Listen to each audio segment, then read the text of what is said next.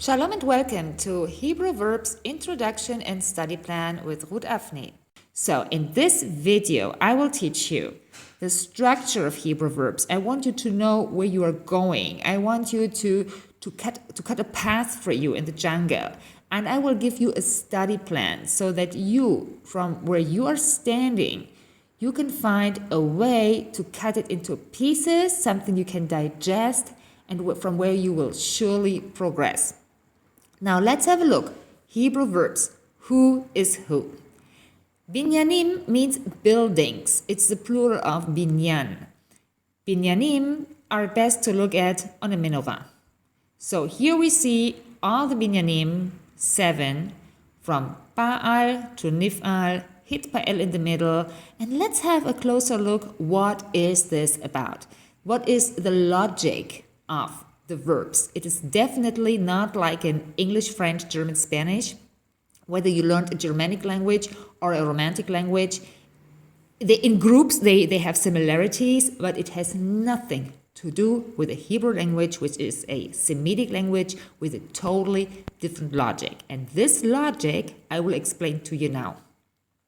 Let's start on the very right side, Ba'al.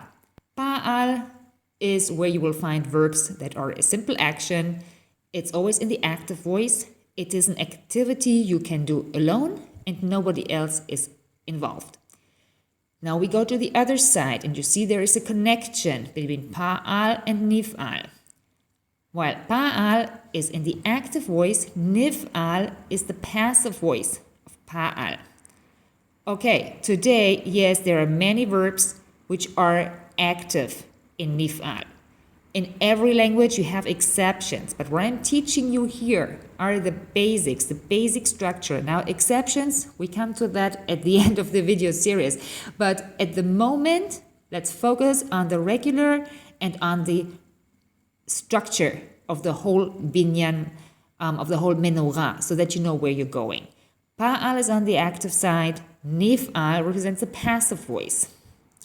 PL is also active. Yeah, what is the difference between PL and Ba'al? Let's say PL is more intense than Ba'al. What that really means, we will see in a second. So from Ba'al to PL, it could be, for example, from to jump to bounce.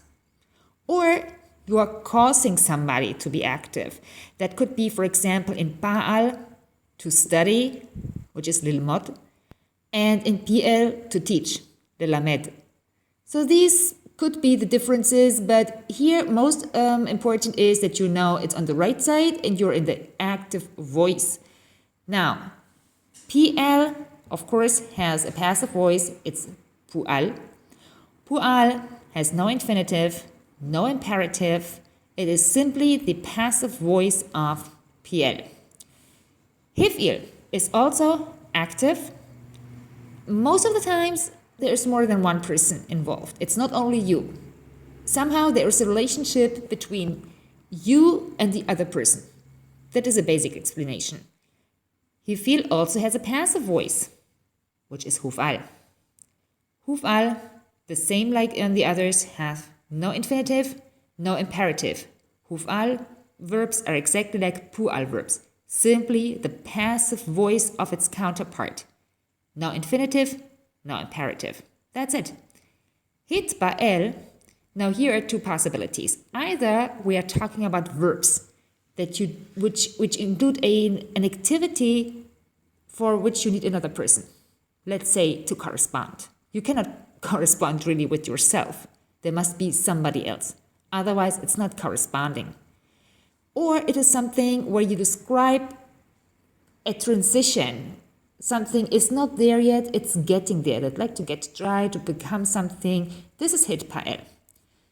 Yes, now you might think also of verbs which are including another person, but you are not in hit pa'el. That's what I said before. There are exceptions in every language. But basically, this here is the general explanation, and this is the structure of Hebrew verbs. Let's go now and see the summary. We said Ba'al, PL, Hif'il are active voices. So the others were their passive voice.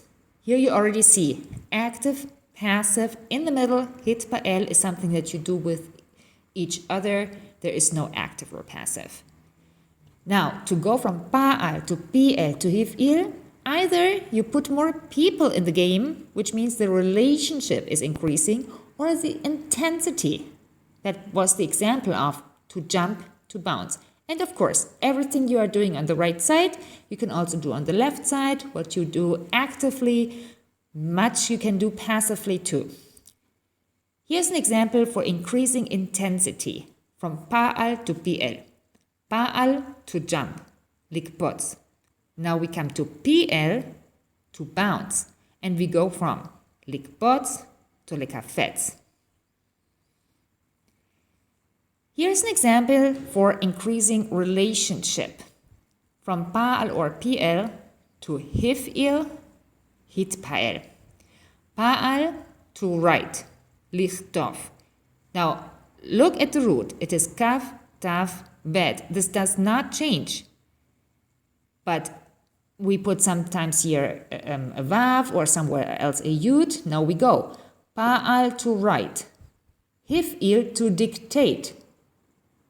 The relationship is increasing because you need another person. It's not just you any longer. You need at least one other person because otherwise the word dictate doesn't make any sense. And here we go. From lichtov, we go to lehachtiv, which is hif'il. And from there, we go to correspond, to write, to dictate, to correspond. This is something that you do with each other. It's not anymore about active, passive, how many people. It is doing it with each other or to each other. And so we go from lichtov, lehachtiv, lehitkatev. This is a beautiful example of an increasing relationship on the binyan. Now, Hebrew verbs, the study plan. Number 1.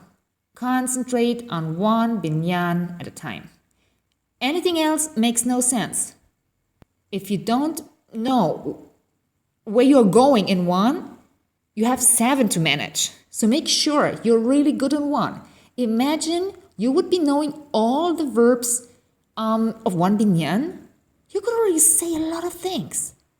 And once you have reached security in that field, the rest is a piece of cake. Because the explanation is always similar and you simply have to remember, is it this or that? But this is practice, believe me.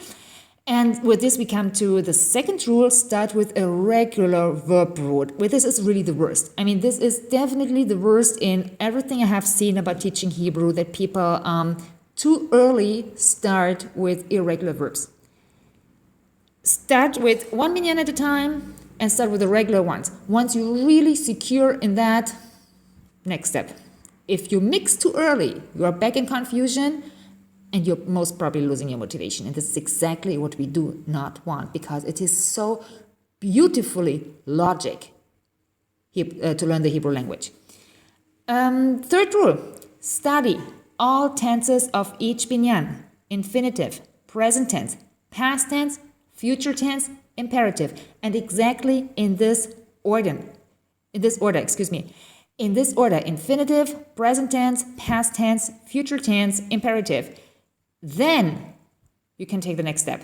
But this is what you do in each binyan. And finally, number 4, from my point of view, this is a personal experience, it makes sense to group active and passive verbs and study one after the other. That means pa'al, when you're really good in pa'al, don't go to piel, go to nif'al.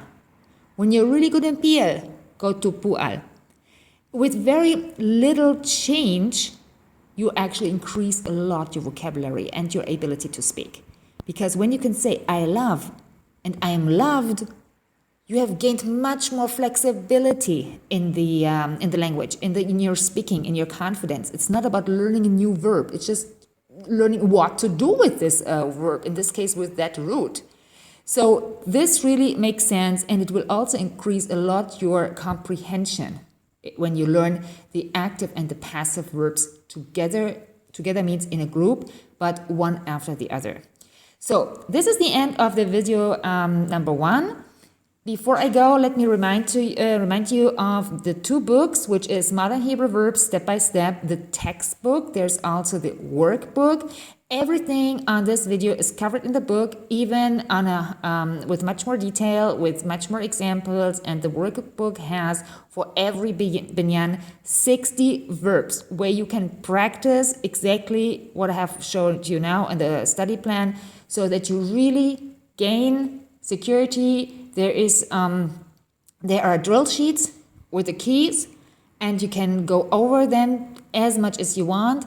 60 verbs each binyan. Believe me, that is a lot of vocabulary. So, thanks for watching. Hope to see you in the next video.